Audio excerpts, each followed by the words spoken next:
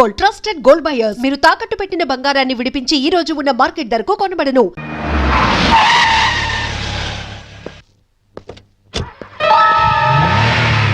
Gate తాళం తీ. రాత్రి వేసిన తలుపు ఉదయం 5 వరకు తెరవరమ్మా. సరే రండి.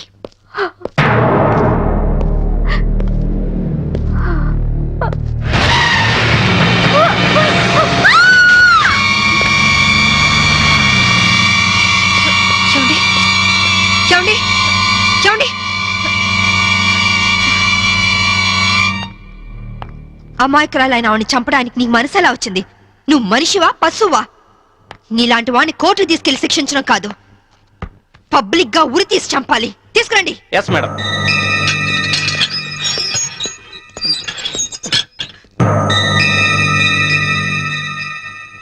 డ్రైవర్ గా నీ ఎక్స్పీరియన్స్ ఎంత ఉండొచ్చు? 20 ఏళ్ళు మేడం. 20 ఏళ్ళు ఎక్స్పీరియన్స్ ఉండి అంత నిర్లక్ష్యంగా నడిపి యాక్సిడెంట్ చేసావంటే నేను నమ్మను. అప్పుడు నేను తాగున్నానమ్మా. ఏం చేస్తున్నానో తెలియని మైకంలో అలా జరిగిపోయిందమ్మా. ఏయ్! ఎవరో చేసిన తప్పుకి నువ్వు బలిపశువు కావద్దు. వాళ్ళని శిక్ష నుంచి తప్పించడానికి నేరం నీ మీద వేసుకోవద్దు. నేరం రుజువు అవుతే నీకేం శిక్ష పడుతుందో తెలుసా? ఉరి శిక్ష. తప్పు చేశాక శిక్ష తప్పదుగా మేడం. అవును, తప్పదు. లక్ష్మి, యాండి నువ్వెందుకు వచ్చావు ఇక్కడికి? What happened? యాండి బ్రోతల్ కేసు మేడం. నాకేం తెలీదు, నేనే పాపం చేయలేదండి. తప్పు చేస్తూ దొరికిపోయిన ప్రతి వాళ్ళు చెప్పేది ఇదే. రై, ఏం జరిగిందో నువ్వు చెప్పు. బుద్ధిగడి తిని 1000 రూపాయలు ఇచ్చిన ఐటమ్ తేవిని బుక్ చేసుకున్నాను. సడన్ గా రైడింగ్ జరిగింది, ఇద్దరం దొరికిపోయాం. ఇదంతా కట్టు కదా అమ్మా. వీళ్ళ మాటలు నమ్మొద్దమ్మా. నా భార్య నిప్పు ఇట్లాంటి తప్పు పనులు చచ్చినా చేయదు. ఇదంతా కట్టు కదా. రాత్రంతా నీ భార్యతో గడిపిన వీడు చెప్పేది, రైడ్ చేసి రెడ్ హ్యాండెడ్ గా వీళ్ళిద్దరిని పట్టుకుని ఎస్ఐ చెప్పేది నీ కట్టుకథలా ఉందా? ఖచ్చితంగా ఇది కట్టు కదా. అంటే నేను చెప్పేది కట్టు కదా, వాళ్ళు చెప్పేది కట్టు కదా. నువ్వు చెప్పేది నిజమని ఎలా నమ్మమంటావు? రాత్రంతా నేను నా పిల్ల మా ఇంట్లోనే ఉన్నాం. ఓ, అయితే నిన్న రాత్రి కార్ డ్రైవ్ చేసింది, యాక్సిడెంట్ చేసావని చంపింది నువ్వు కాదన్నమాట. Am I right? చెప్పు, కార్ నడిపింది ఎవరు? ఆ దారుణాన్ని కారణం ఎవరు చెప్పు. ధనరాజు గారు తమ్ముడు బాలరాజేనమ్మా. నేను యాక్సిడెంట్ చేసిన ఒప్పుకుంటే లక్షిస్తామన్నా, లేకపోతే నన్ను నా భార్యను చంపేస్తామని బెదిరించారమ్మా. నీ ప్రాణానికి వచ్చిన భయమేం లేదు. ఇక్కడ చెప్పిందే రేపు కోర్టులో చెప్పాలి.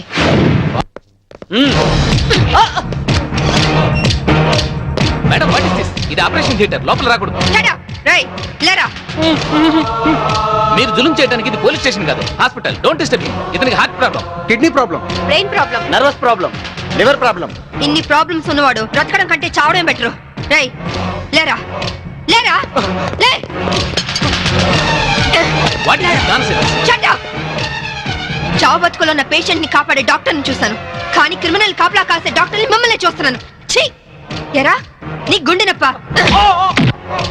కిడ్నీ ప్రాబ్లమ్, లివర్ ప్రాబ్లం రా. నీలాంటి వాడు బయట ఉంటే law and order K problem. నీలాంటి వాడు పర్మనెంట్ గా బొక్కలో ఉండడం బెటర్.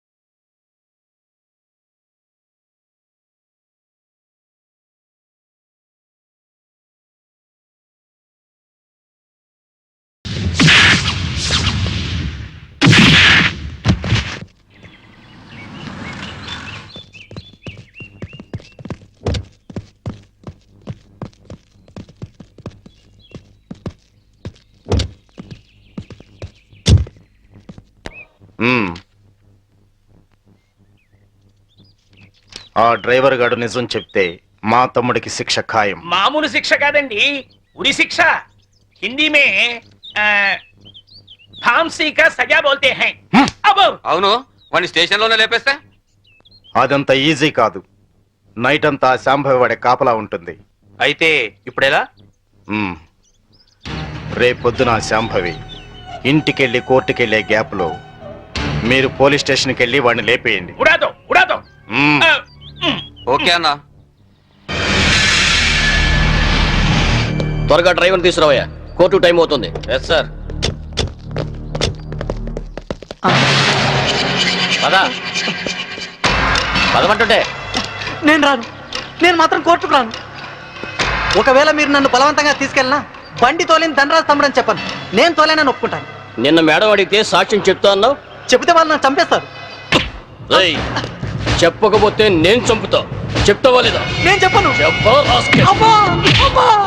అయ్యో! అబ్బా! చెప్తావా లేదా? రేయ్, చెప్పరా? అయ్యో! అబ్బా! చెప్పరా? రేయ్, కొట్టొద్దు. చెప్తావా లేదా? అబ్బా! చెప్తావా లేదా? రేయ్, అబ్బా!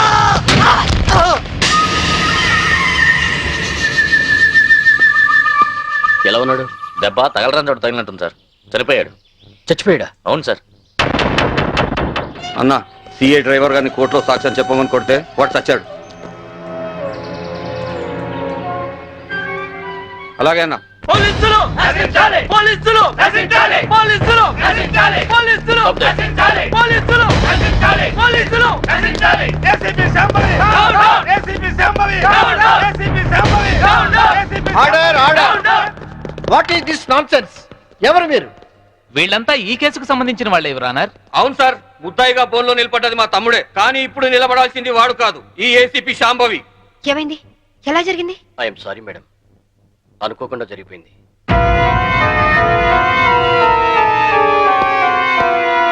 ఏమిటి మీరు అనేది? నిజం సార్, కోర్టుకు వచ్చి సాక్ష్యం చెప్పాల్సిన మా వాడిని కాటికెళ్ళేలా చేసింది ఈ ఏసీపీ. మీరేమైనా చెప్పదలుచుకుంటే బోన్లోకి వచ్చి చెప్పండి. పోలీసు మామూలు ఇవ్వడం లేదన్న కోపంతో నీతిగా వ్యాపారాలు చేసుకునే మా మీద ఈ ఏసీపీ ఎప్పటి నుంచో కక్ష కట్టింది సార్.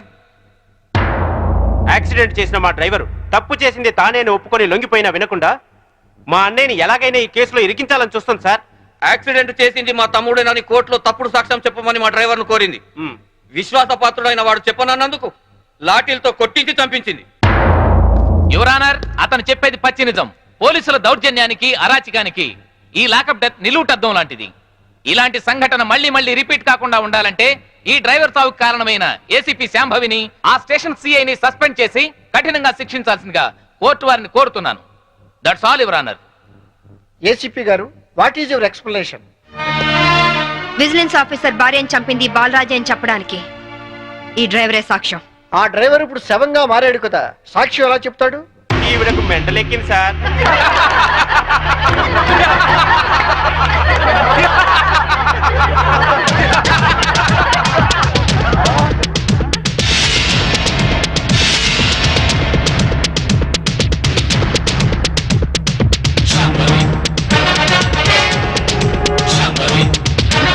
చచ్చాడు అనుకున్న డ్రైవరు బతికి లేచినందుకు షాక్ అయినట్టున్నారు.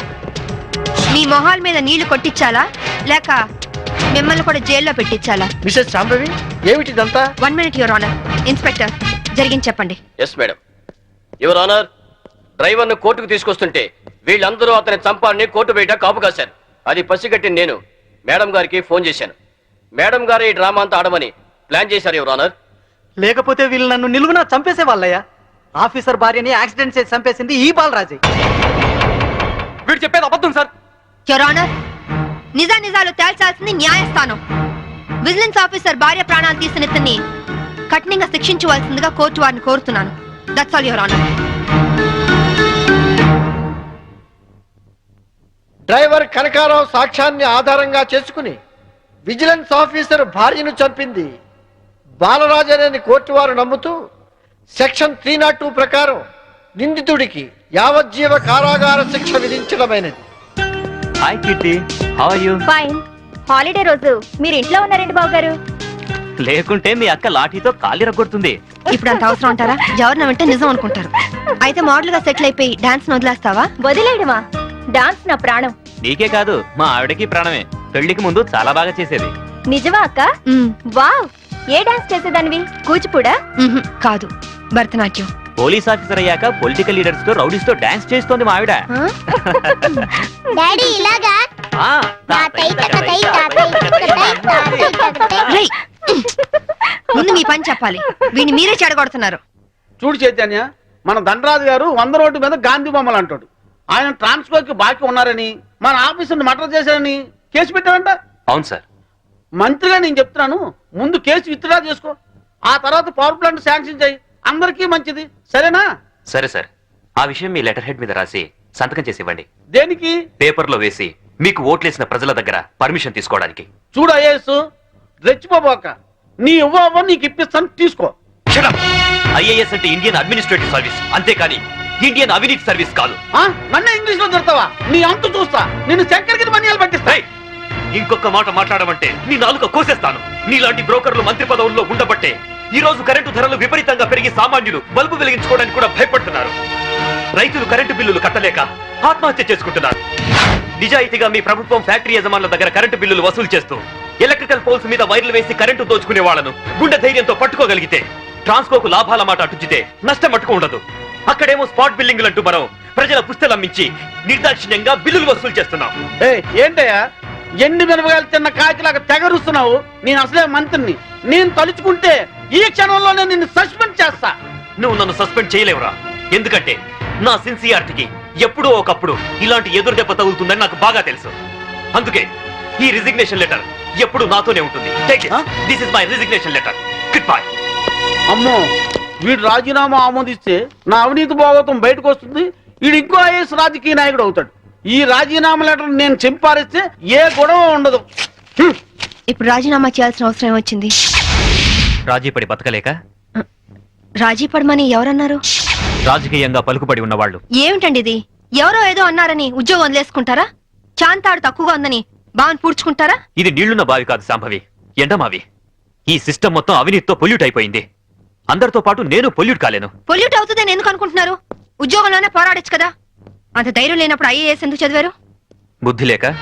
అమ్మాయి చెప్పింది కరెక్ట్ నాన్న, ఇది మా భార్యాభర్తల విషయం. మధ్యలోకి రావద్దు అంటావు, అంతేనా? రై, ఊరంతా కాదన్నా మీ ఇద్దరి పెళ్లి చేసింది నేను రా. మీరు భార్యాభర్తలు కావడానికి కారణం నేను కావచ్చు, కానీ ఇది మా పాలసీకి సంబంధించిన మ్యాటర్. మీకేం తెలియదు, మీరు వెళ్ళండి. ఏమండి, ఆవేశపడుకుని ఒక నిమిషం ఆలోచించండి ప్లీజ్. చూడు, నేను జాబ్ లేకుండా ఇంట్లో ఉండడం నీకు అవమానంగా అనిపిస్తే భర్త పోస్టు కూడా రిజైన్ చేస్తాను.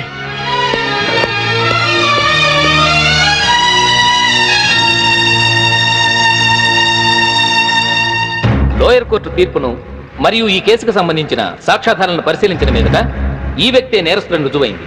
కానీ ఇతని మానసిక పరిస్థితి బాగోలేనందున ఈ వ్యక్తిని మానసిక చికిత్సాలయంలో ఉంచి శిక్షాకాలను పూర్తి చేయవలసిందిగా ఈ కోర్టు తీర్పు ఇవ్వడమైంది.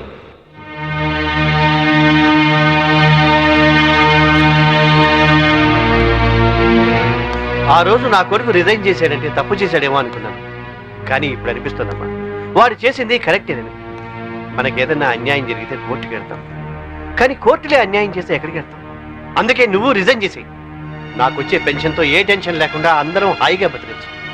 మావయ్య. Madam phone. హలో. ఏంటి వాయిస్ చాలా లోలో ఉంది? కోర్టులో జరిగిన దానికి అప్సెట్ అయ్యావా? ఎందుకు ఫోన్ చేసావు? నా తమ్ముడు సేఫ్ గా రిలీజ్ అయిన అకేషన్ లో సిటీలో ఉన్న వివిఐపీలందరికీ నేను ఒక చిన్న పార్టీ ఇస్తున్నాను. ఏంటి ఆలోచిస్తున్నావు? నువ్వు తప్పకుండా వస్తావులే. మినిస్టర్లంతా వస్తున్నారు కదా, వాళ్లకు సెక్యూరిటీగా. బాయ్. Okay okay.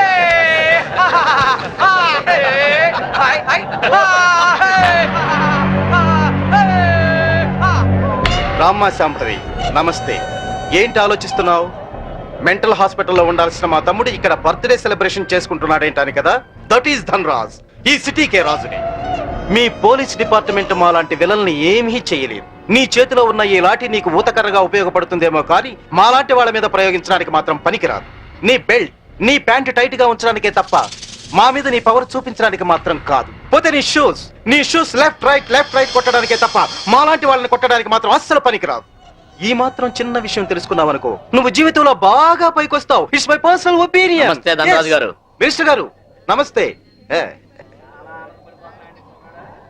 ఇప్పుడు కేక్ కోసే కార్యక్రమం మొదలవుతుంది. బాబు నువ్వు కేక్ కోసి మీ అన్నయ్య గారు నోట్లు పెట్టమ్మా.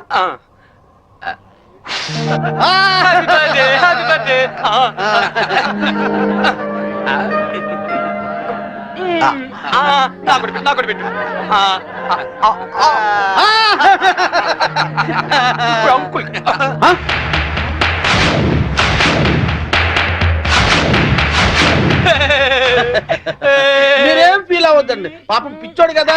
మీ కార్యక్రమం మీరు కానివ్వండి. కానివ్వండి. గుడ్ అంకుల్, గాడి గుడ్ అంకుల్. అంకుల్ మరే నాకు ఆ బెల్ట్ కావాలి. అమ్మో అంకుల్, నేను తీసుకొస్తాను కదమ్మా, నేను తీసుకొస్తానుగా. కూల్ డౌన్ అమ్మా సాంబి, కూల్ డౌన్. అసలే బర్త్డే బాబు, అందులోనూ పిచ్చోడు. కొంచెం బెల్ట్ అమ్మా.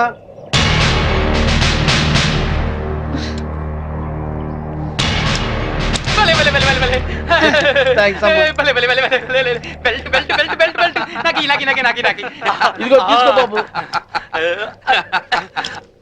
అంకుల్ అంకుల్ మరి నేను ఇప్పుడు ఒక ఆట ఆడుకుంటానే. అలాగే ఏమవుతామా? నేను ఎవరినైతే ముట్టుకుంటాను వాళ్ళు షర్ట్ తిప్పి డాన్స్ చేయాలి. సత్తేనా ప్యాంట్ కూడానా? షర్ట్ ఒకటి చాలు, వీళ్ళందరూ చెప్పు. అలాగే ఇగో చిన్నోడు ఏదో ముచ్చలు పడుతున్నాడు, కొంచెం కోఆపరేట్ చేయండి.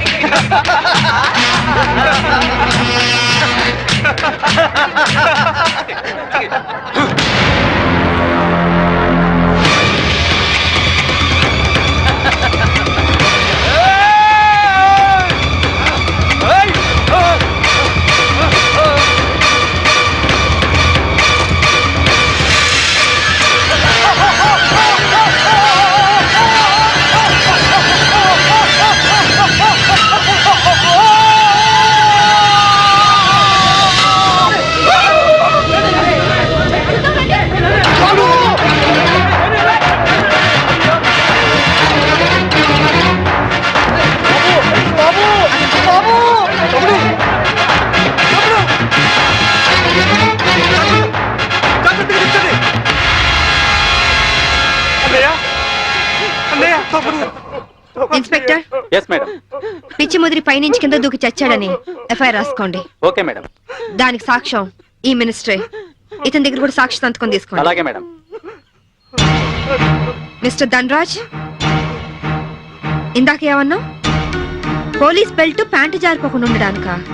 చూసావుగా, తట్టో నుంచి జారిపోయిన నీ తమ్ముణ్ణి ఉరి తీసే అంత పవర్ ఈ బెల్ట్ కుంది. సిన్సియర్ గా డ్యూటీ చేసే police officer cap, belt, shoe కూడా సిన్సియర్ గా డ్యూటీ చేస్తాయి. అది మా police power. Minded. Vigilance officer భార్యను చంపినందుకు నీ తమ్ముడు చచ్చాడు. విజిలెన్స్ ఆఫీసర్ నువ్వే చంపావని కేసు రీఓపెన్ చేస్తున్నాను. Count your days, count your days.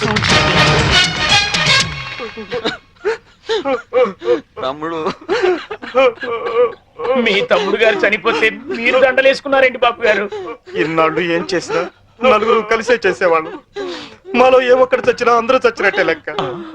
అదేంటి, పాడలు కూడా ఎక్కుతారా మీరు? పాడే కదయ్యా, చితి కూడా ఎక్కుతాం. మీ తమ్ముడితో పాటు మీరందరూ చితిలో కాలిపోతారా? అవును, అప్పటికి కానీ దేశం బాగుపడదు. అయ్యగారు, నేను అన్నది మీరందరూ కాలిపోతే మీ తమ్ముడు గారిని చంపిన ఆ శాంభవిని కాల్చేదెవరు? మీ తమ్ముడి గారి ఆత్మకు శాంతి కలిగించేదెవరండి? నిజమే, ఆ శాంభవి అంతు చూడాలి. అది మొగుడికి కొడుక్కి దూరమై కుమిలి కుమిలి ఏడవాలి, కుళ్ళి కుళ్ళి చావాలి. ఎరా సింహాజీ, అయ్యా నీకిద్దరు కొడుకులు అన్నావు కదా? అవునండి. వాళ్ళు ఏమైనా పైకి వచ్చారా? నిన్నే చిన్నోడు కొట్టాని పైకి వచ్చాడండి. ఏంటి? హాయ్ అక్క, wish you a very happy married life. Thank you. Happy married life బావగారు. Thank you. కూర్చోగిరితి. మరి నాకు చెప్పవే. నీ పెళ్ళైనప్పుడు చెప్తాను. నా పెళ్ళి ఎప్పుడు అవుతుంది? నువ్వు పెద్దయినప్పుడు. మమ్మీ నేను పెద్ద అయ్యాక ఇలాంటి బోట్ కొనిస్తావా? అసలు పెద్ద అవ్వకూడదురా. ఏ? కీర్తి, వీడు పెద్ద అయ్యాక ఎవరో ఒక అమ్మాయిని తీసుకుని బోట్ షికార్కి వెళ్ళిపోతాడు. నేనేమంటారు దాన్ని అయిపోతాను. అప్పుడు నాతో ఎవరు షికార్ చేస్తారు? డాడీ. మీ డాడీయా? ఆయన బోట్ ఎక్కరు. ఏ? ఆయనకి నీళ్ళంటే భయం. అవునా డాడీ? కాదు, మీ అమ్మంటే. కాదు, అదే. శాంభవి, వస్తున్నా. ఈరోజు మనం షికార్కి వెళ్తున్నాం. కార్లోనా? కాదు, బోట్లో. బోట్లోనా? మీకు పడవ ప్రయాణం పడదు కదా? అలవాటు చేసుకుంటాను నీకోసం. సాయంత్రం బాబు నేను రెడీగా ఉంటాం, సరేనా? అక్క, మళ్ళీ మీ ఇద్దరి మధ్య బాబు ఎందుకు? నేను చూసుకుంటాను కదా, మీరు వెళ్ళండి. నువ్వు చూసుకుంటావా? ఒక్కరోజైనా బాబుతో సరదాగా గడిపే ఛాన్స్ నాకు ఇవ్వక్క ప్లీజ్. కాదనుకు, మళ్ళీ బావగారి మూడ్స్ మారిపోతాయి. అది కరెక్టే.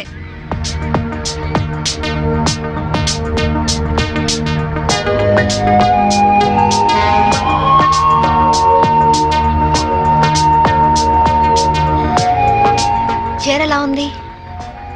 నువ్వు ఏది కట్టుకున్నా అందంగానే ఉంటావు శాంభవి. అందుకేగా మిమ్మల్ని కట్టుకున్నాను.